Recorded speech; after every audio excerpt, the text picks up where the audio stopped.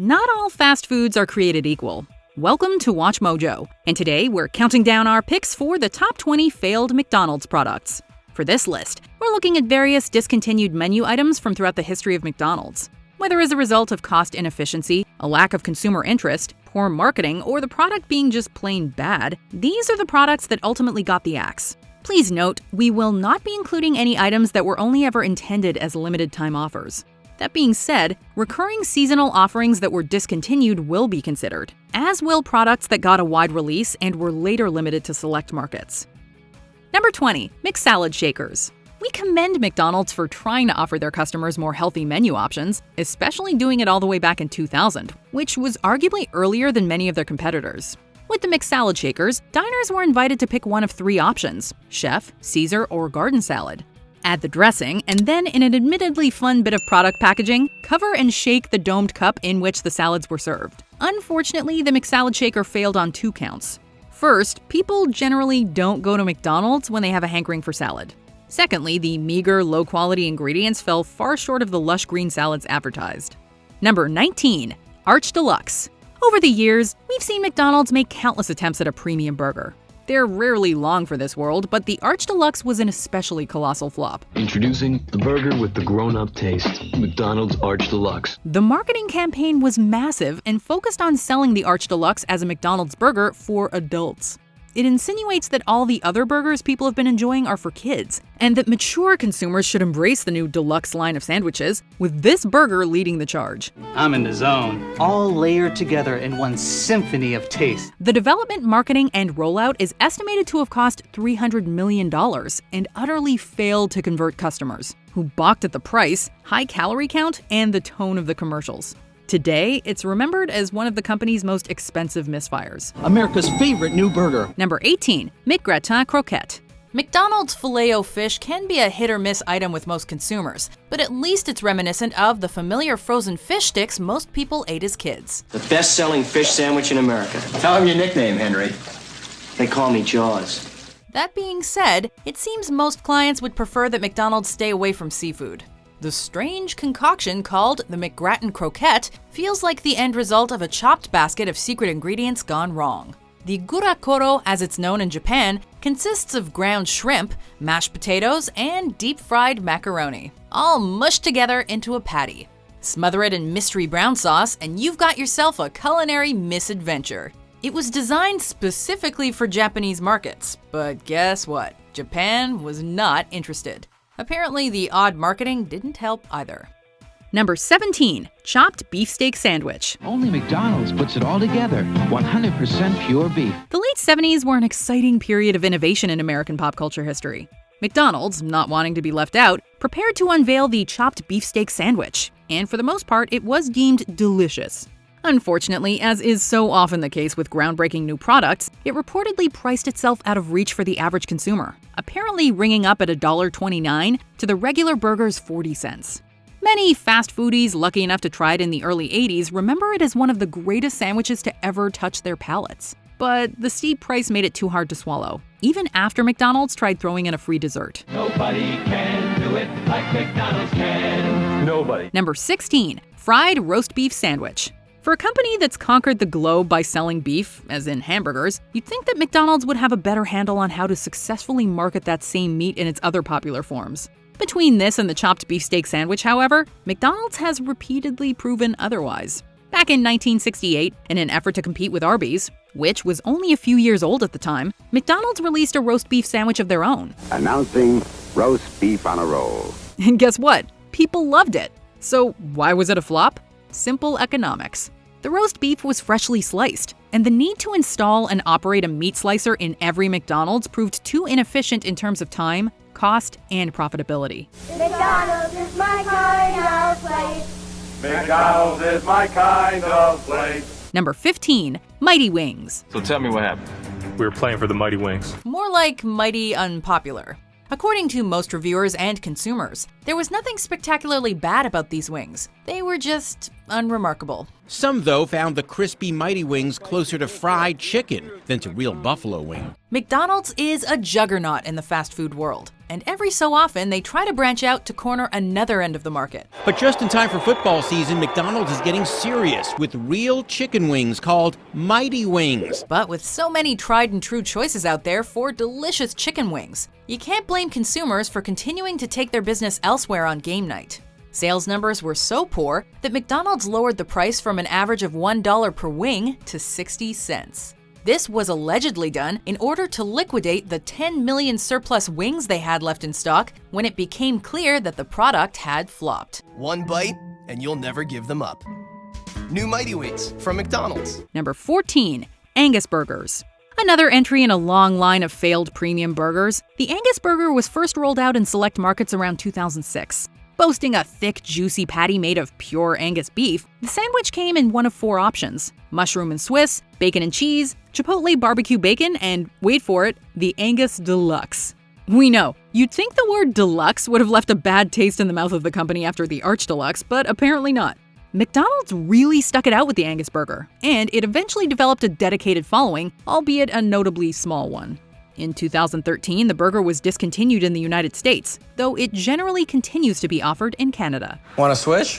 Of course you do. Number 13, McHot Dog.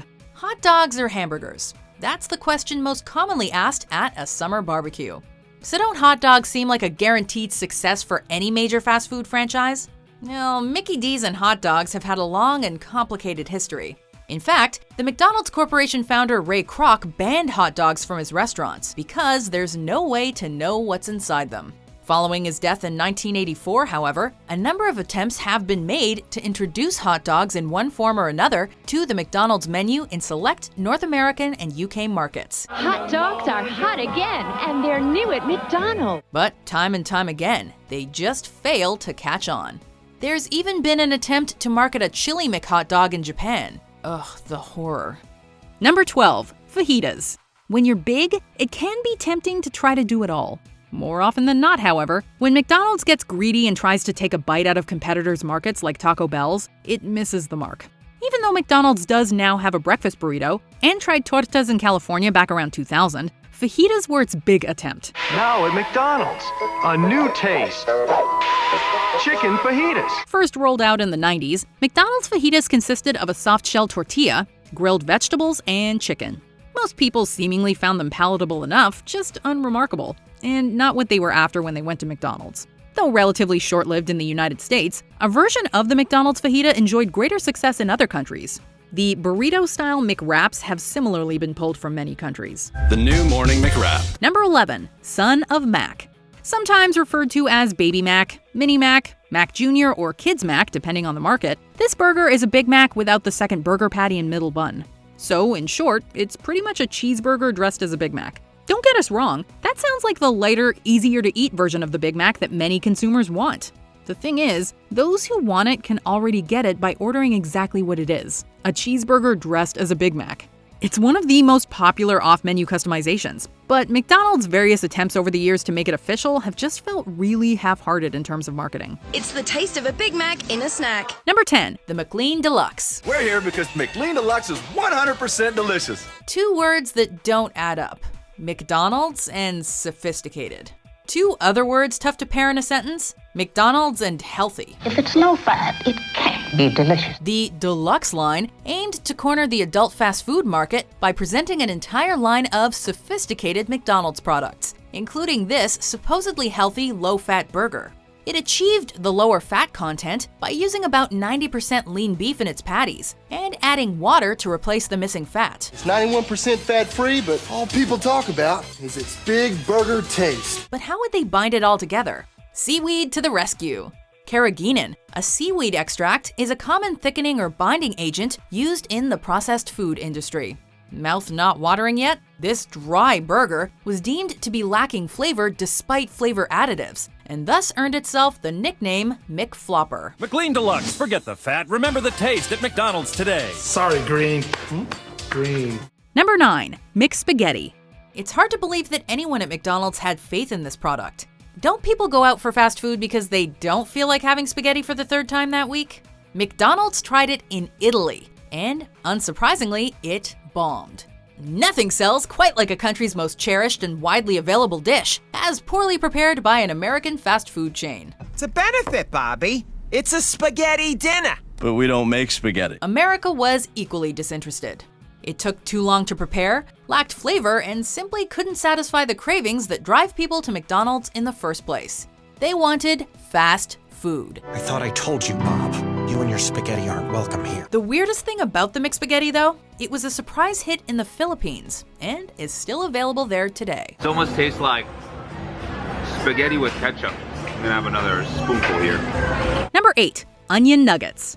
Ever seen that prank where people take an onion, put it on a stick, and then dip it in caramel or sugar to trick people into thinking it's a candied apple? Well, McDonald's did something similar back in the 70s, but it wasn't a gag. It was a real menu item they were pushing in test markets. The product was essentially McDonald's attempt to make their own unique spin on onion rings, taking small chunks of onion and battering and deep frying them. And you know what? Those few people who tried them actually remember onion nuggets fondly. Unfortunately, they were pulled from the menu and are now little more than a footnote in the history of Chicken McNuggets, which debuted in the early 80s. 'Cause you deserve a break today. With chicken cooked the McDonald's way. Number 7, Fish McBites. McDonald's really hit it out of the park when they introduced the Chicken McNuggets, a childhood favorite that legions of customers keep eating well into adulthood. But as failures like our previous entry remind us, there's more to this winning formula than simply the nugget format. Fishy, fishy. Fish McBites are succulent and breaded to perfection. So take a trip to McD's and get your sub. Fish McBites were a 2013 attempt by McDonald's to recreate the runaway and enduring success of their McNuggets, but with fish. The dish came in 3 portion sizes, snack, regular, and shareable, and were served with tartar sauce for dipping. The reality is, however, that fishy fast food often has limited appeal, and so the Fish McBites were deemed a failure and pulled from the menu the same year they debuted. Get hooked on McDonald's new Fish McBites. Pop them with tangy tartar or spicy buffalo sauce. Catch them while you can. Number 6, McSoup. This one is a food offering that if we didn't know better, we'd assume was a parody of McDonald's naming strategy. It's just so basic and laughably straightforward. But it happened, and it failed every bit as spectacularly as you might expect. Available in select markets over the winter months, the McSoup came in 2 varieties, broccoli and cheese and classic chicken noodle. But here's the thing. McDonald's didn't hire a crack team to develop their own instantly recognizable trademark versions of these 2 soups. They literally just licensed it from Campbell's. That's right, McDonald's was essentially trying to charge people to heat up soup they could get at the grocery store. No thanks. Number 5, Hula Burger. That's that Hawaiian burger joint. I hear they got some tasty burgers. This one was bad. Like really bad. While many McDonald's products have failed over the years due to pricing or marketing issues, the Hula Burger was simply a bad sandwich. Ray Kroc may have turned a handful of restaurants into the world's largest fast food franchise, but his pineapple burger was one hula of a bad idea. Previously, strict Catholics would not eat meat on Fridays. So the company thought they could capitalize on that demographic with this meatless sandwich. Turns out that the Filet-O-Fish was more desirable than a slice of grilled pineapple and cheese. The Hula Burger was pulled from restaurants shortly after its debut. He calls them my Hawaiian burgers. Well, they don't taste like burgers at all. They taste like styrofoam. Number 4, McAfrica. And speaking of bad naming, this was a burger wrapped in pita bread sold exclusively in Norway and in honor of the Olympics. But consider the fact that Southern Africa was suffering from one of the worst food shortages in the history of the region in 2002, with an estimated 14 million people in urgent need of food aid, and you'll see that the bad taste wasn't necessarily in the burger itself, but in the choice of name and timing.